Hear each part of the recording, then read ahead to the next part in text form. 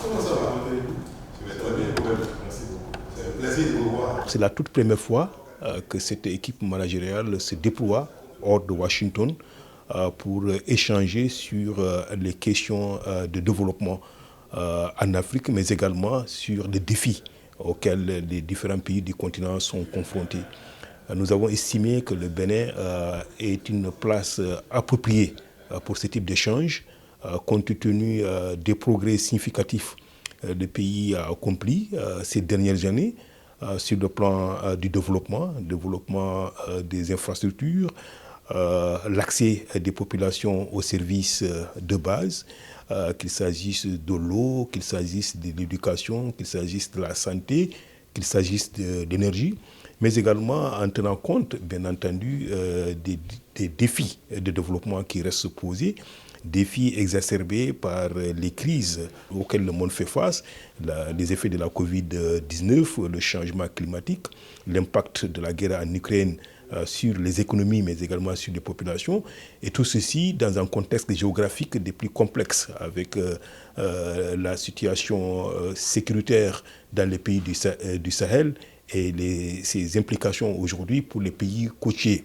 Donc tout ceci, en étant au Bénin, nous donne une occasion véritablement de réflexion, d'échange, de constat sur le terrain, mais également de voir comment la Banque mondiale peut être beaucoup plus pertinente dans le cadre de son partenariat avec les différents pays. Le deuxième aspect, c'est un échange avec le Bénin lui-même, en tant que partenaire extrêmement important pour le groupe de la Banque mondiale. Le potentiel pour le rôle que le secteur privé peut jouer au Bénin, il est infini. Et le président du Bénin, de par son expérience et de son vécu, nous a donné véritablement quelques pistes de réflexion à cet égard.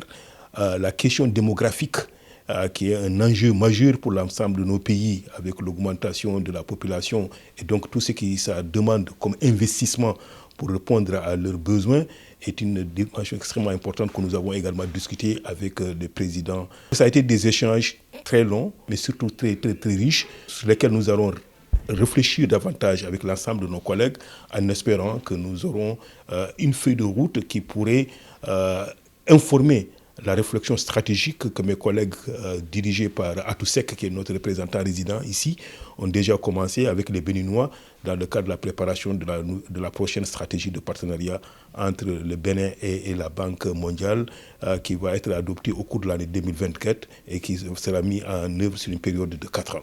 Les perspectives de Bénin sont bonnes et le Bénin a fait preuve d'une résilience très forte. Mais le Bénin dispose surtout de potentialités extrêmement importantes, qu'il s'agisse dans le domaine de l'agriculture ou qu'il s'agisse du capital humain. Le Bénin est le pays qui était appelé le quartier latin de l'Afrique, donc qui a une culture, n'est-ce pas, très forte pour les questions de l'éducation et de la santé.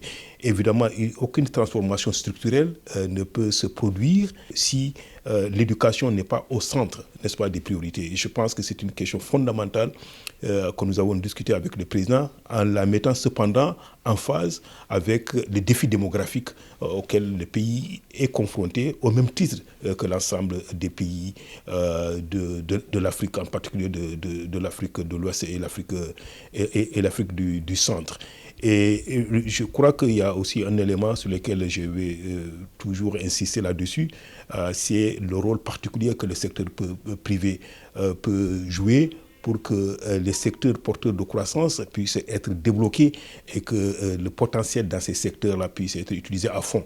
Et ceci, véritablement, c'est l'énergie, c'est l'économie numérique également. Donc, et bien sûr, l'agriculture. C'est fondamentalement des secteurs transformateurs, mais c'est des secteurs qui se développent grâce à l'apport significatif que le secteur privé peut apporter. Et ceci, c'est faisable si on a un climat des affaires qui soit véritablement propice pour un rôle prépondérant du secteur privé. Et c'est un élément que nous avons discuté avec force avec son Excellence, Monsieur le Président de la République.